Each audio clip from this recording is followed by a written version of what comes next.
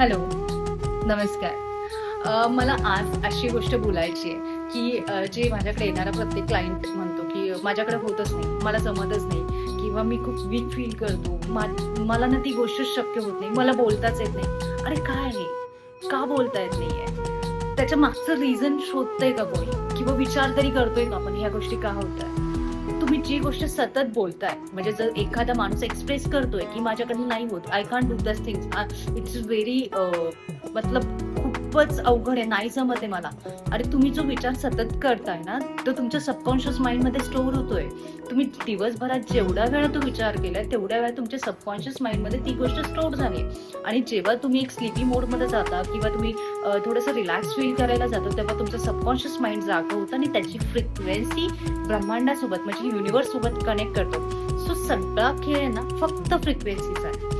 So तुमचं subconscious mind आणि ब्रह्मांडाची frequency जेव्हा कनेक्ट होते, तुम्ही जो विचार केला ना तो अस्तित्वात येतो. सो तो अस्तित्वात येणारा विचार कसा थांबवायचा माहितीये का?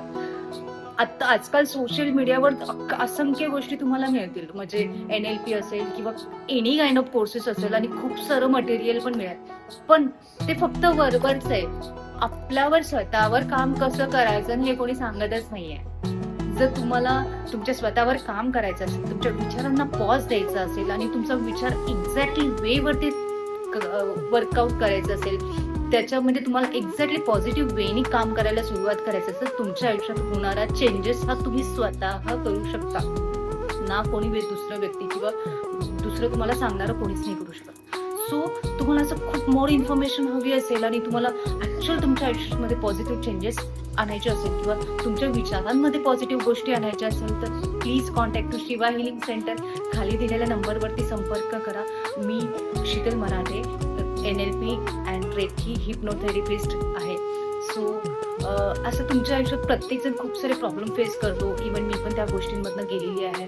सो खरंच विचारांचे चेंजेस तुमच्या आयुष्यात किती चेंज लावू शकतात हे तुम्ही स्वतः फील करा. Thank you so much.